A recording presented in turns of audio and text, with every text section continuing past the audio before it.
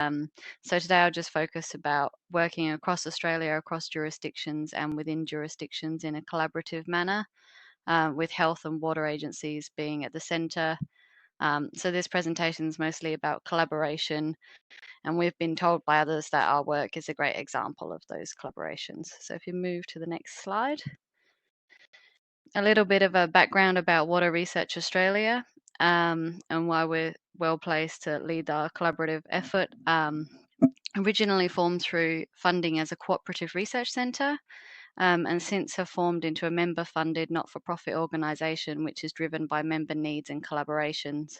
And our members are those important ones for this study particularly, comprise consultants, research organisations which comprise labs as well as universities, utilities, and of course our health departments. And the next slide. As a result of us being member-driven, and collaborative organisation with expert consultants and researchers, back in February, one of our consultant members, an expert microbiologist, was commissioned by our Chinese colleagues to provide information to water workers on safety and viruses. Our collaboration then developed at home, as it were, in Australia, and we created our fact sheet for our members, which was actually released publicly again by the Global Water Research Coalition, so you may have seen it there too. This fact sheet covered quick facts about transmission, hygiene practices, sewer worker safety, as well as a section on monitoring and research, where we noted the potential for sewage surveillance and monitoring for SARS-CoV-2, given that it's currently used and prevalent for use for other virus monitoring. If you go to the next slide. So during the Cooperative Research Centre, understanding viruses in water with a collaborative mindset was kind of started early on. And this slide shows a few of our viruses in wastewater and water reports dating from 1996 all the way up to today, and our signature health stream report in that large bubble there, which is the newest release one, and we've got our regular SARS-CoV-2 update that comes out in that. This is a bit of a background about Water Research Australia and who we are. I'll just move on to give you a bit of background behind Colossus. If you could move to the next slide. So, as a research program began in February, it has 4 main phases. Number 1, which is in that top middle bubble, is just to ensure that we have a national approach in the initiation phase. And then on the right, we've got reliable and robust information to ensure that that reliable and robust information is being provided to health. And a structured system that we developed that's capable of fast scale up if it's needed. And then finally, to facilitate research and development for the future and continuous improvement. So if we move to the next slide, an integral part of the Colossus program are the guiding principles. And all partners who sign up to the program are committing to adhere to these principles. The principles listed here have been developed in collaboration internationally with the Canadian Water Network, and they require that partners adopt a collaborative framework, that all research and activities are conducted in a direct response to end user needs to support public health decision making, and to openly share ideas and thoughts and openly share learnings. Work conducted in this program shouldn't be used for commercial gain or unduly delayed in a pursuit of publication. And then we move to the next slide. So in phase 1, this was that first little bubble we saw earlier, the initiation phase, and this was to ensure a national approach. These were many factors were brought together, and one of which was the connection of 4 expert working groups. So these expert working groups offer peer review as well as collaboration and fast development, ensuring that national experts are liaising and using the most reliable and robust methods and techniques, avoiding replication of effort. I've highlighted in yellow here a laboratory responsible for many national virus surveillance programs. And this is the laboratory that we selected to be the reference laboratory for the Colossus program. And it's certainly not the only laboratory being used, and I'll talk about the value of multiple laboratories shortly. If we go to the next slide, I just wanted to add this in to show you the sort of scale of Australia in the scheme of things, and related to everybody across Europe. And similar to Erica, we also have huge distances to cover, and it can be quite a challenge. So we've developed a few techniques for that. We move to the next slide. So the innovative design of the Colossus program has a state node structure, which, given the size of Australia, I guess could be similar to a country node structure in your case. And these are structured to gather and analyze results and integrate them with epidemiology data in each jurisdiction before coming together into a national reporting structure to our national N-Health unit. And as you can see in this diagram, the before mentioned expert task groups, there were 4, and they're in the center of this diagram in the little gray teardrop. And they connect all of the state nodes, and all the task groups are able to communicate across all the state nodes. It's really valuable. It brings together the expertise of the water utilities who understand their sewage networks, as well as the laboratories undertaking molecular analysis who understand limitations to test methods, and the data and health departments who provide advice on sampling locations and timing. All parties are working collaboratively, so that capability can be built in centres that currently lack local testing capability. The ability to process samples quickly and within state borders is important to the long-term success of the program. The Colossus project has the formal support of the Water Services Association of Australia, and they're working with the National COVID Task Force at federal government level for the resourcing of materials for the Colossus program, for sewage testing to scale up in a manner that doesn't detract from clinical testing priorities through competition for resources. We move to the next slide. We have many partners, partnered organisations. The expert task groups I described earlier have developed and include utilities, health departments, laboratories, and universities. The structure also evolved to include commitment to partner from additional health and epidemiology specialist group to integrate clinical test data with results from sewage surveillance and ensure appropriate timing and messaging of results so that we don't cause alarm, and to support the health department's broader response communications. Colossus has formal support from international partners, all of whom are undertaking similar work globally. I just mentioned our principles that were developed with Canadian Water Network. These links provide strong bonds to our colleagues and equivalent water utilities and health agencies, and these also include the US CDC and other ministries for health, including in New Zealand. We go to the next slide. Laboratories around the country, I mentioned earlier, our methods are very similar. They've succeeded in detecting the RNA in sewage and confirmed the validity of their results by genetic sequencing. To date, around 1,300 samples have been collected from the Colossus project, and we'll continue to run a national collaboration through our state node structure, which is being funded by the jurisdictional health departments in each state. If we go to the next slide, we've got these 4 stages. So we're collaborating at each step, and the 4 stages of our program have been aligned to the WaterRF sister program in the US. The main difference here being that ours is operational. It's been designed to be that way, and it just highlights why collaborations are so vital in each step. So if you just remember this diagram, because I'll refer to it as I go through the sort of 4 steps and how we collaborate. So if we go to the next slide.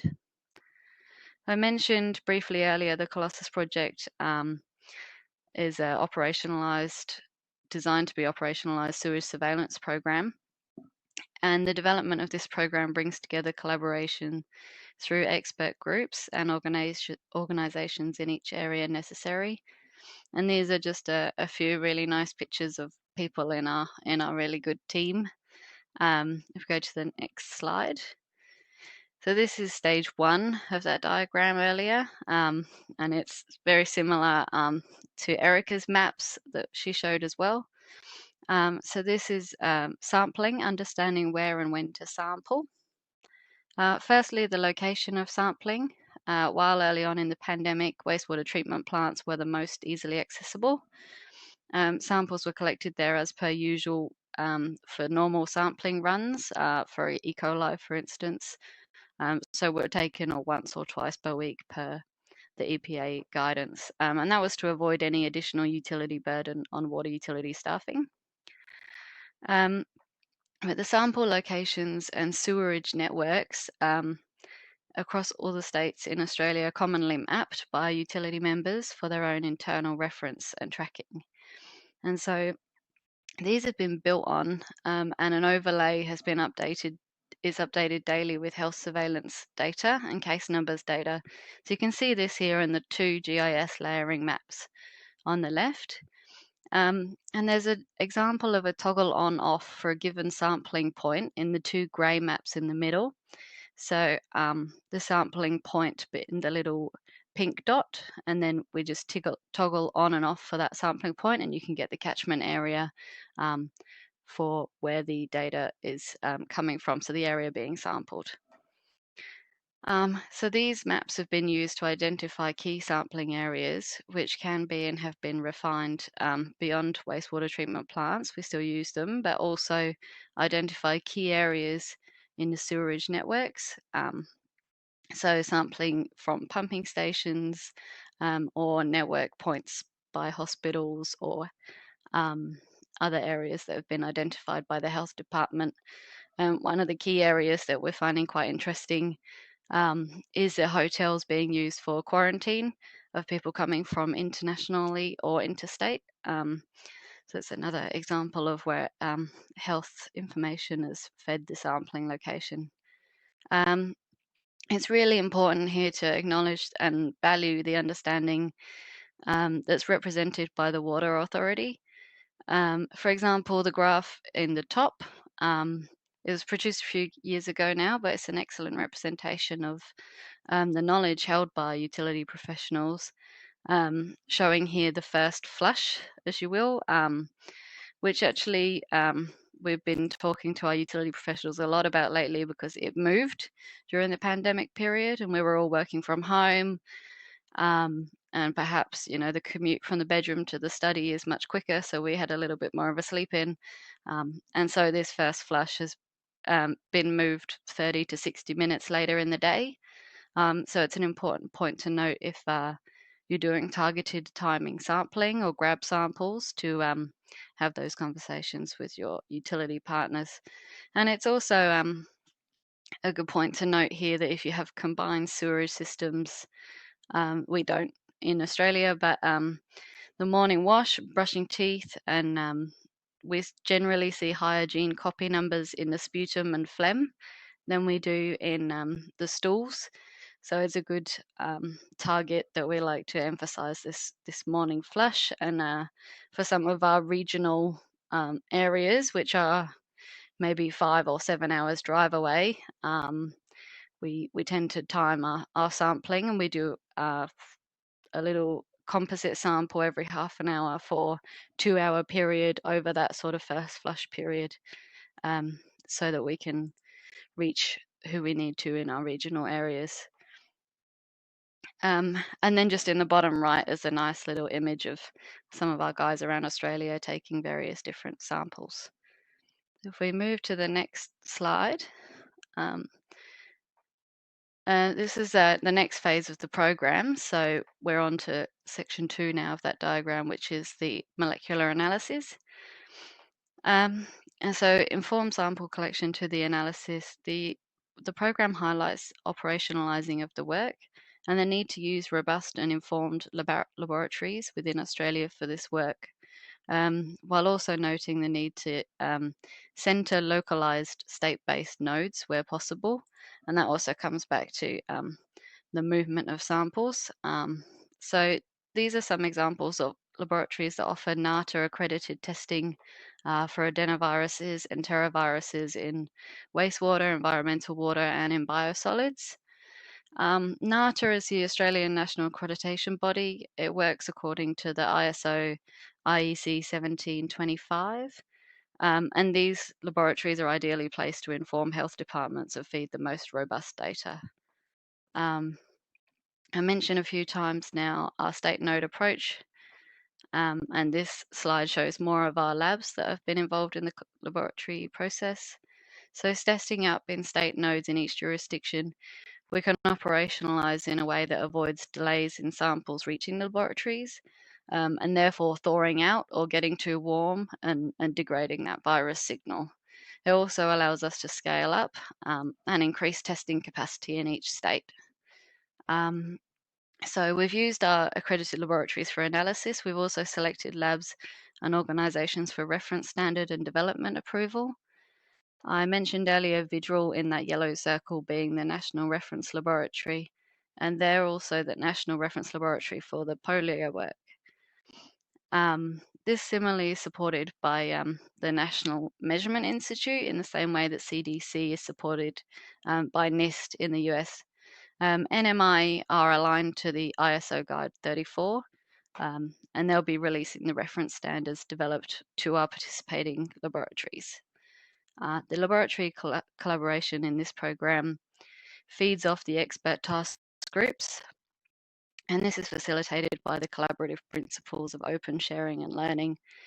It's really accelerated our work in developing these sort of highly sensitive testing and analysis methods for the sort of limit of detection case numbers in the community, which we can now use for prediction of spread and outbreaks, because a lot of our states have been lucky enough to have very low numbers, so we've managed to make them quite highly sensitive. So the peer groups participate in peer review, they participate in proficiency testing, and they've also conducted inter-laboratory trials across the accredited laboratories to review and validate results and techniques. We conduct regular methods meetings with the experts groups, and we'll be providing summaries of the various methods used and how we've used them to make them more sensitive, as well as our sampling protocols, as well as the updates to the sampling protocols for regional and remote sampling. So may be useful to Erica's group as well. So if we move on to the next slide. So I've had Bernard talking earlier and emphasizing the importance of managing expectations with regard to sewer surveillance and its potential to inform health decisions. We created this diagram to illustrate where sewage testing might fit into the array of information being digested and utilized by key health authorities. This is the third part of our study, is the data integration and interpretation. The diagram shows how important it is to have key health department experts and epidemiologists involved in your research or in the sewage surveillance, as they have a huge job on their hands to understand the information that they receive from these tests and how they integrate it with all the other information that they're receiving and the decisions that they're having to make. The data interpretation and integration part of Colossus, the Colossus program, is vital. We have an expert group of epidemiologists who have been working together to develop a case control study to analyse the sewage data in conjunction with the clinical data. The idea here is using a single day as a case or a control rather than individual patients.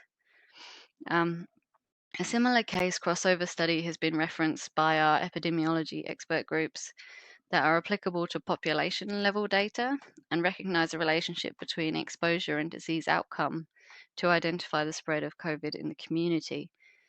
We have a couple of health department members on the line today, so I'm sure I haven't done this summary any justice whatsoever, so would certainly encourage any questions during question time, and I'm sure Monica and David would be happy to help out and answer any questions that you have on that case control study. If we move next to the fourth section, which is the communication section, it's the last, but it's by no means the least important part of our study and incorporates communications expertise. So just to bring it all back home to what we're communicating and to whom, and back to the best practice. The communications team and expert task group also comprise health department personnel and utility communications and utility experts, as well as expert science communicators. A large focus was put on building this team and have certainly had no end of media release inquiries, news reports, newspaper articles, and we've even been on the telly a little bit now. The team have developed a series of communications outputs since their commencement, highlighting the need for health department and utility approval of communications. A key thing to consider when thinking about operationalizing your European-wide study into health.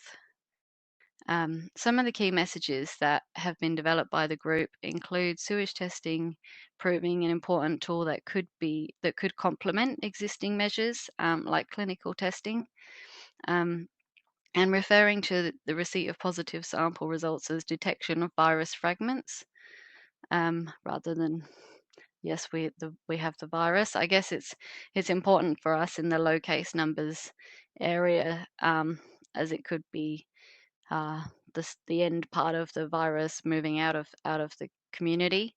So when you get into the low case numbers, the messaging could be quite different.